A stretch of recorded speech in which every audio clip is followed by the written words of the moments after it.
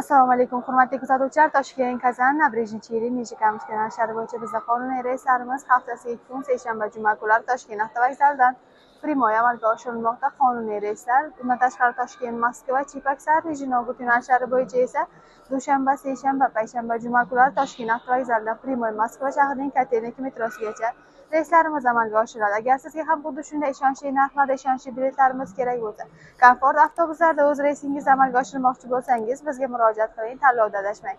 Ekrandagi ishonchli raqamlarimiz, biz sizni kutib qolamiz. Bizning avtobusimizda siz uchun yaratilgan barcha shart-sharoitlar, qulayliklar mavjud bo'lib, ikkita monitor, ikkita kuler, zaryadchi moslamalari, qish-yoz ishlaydigan konditsionerlar, Wi-Fi.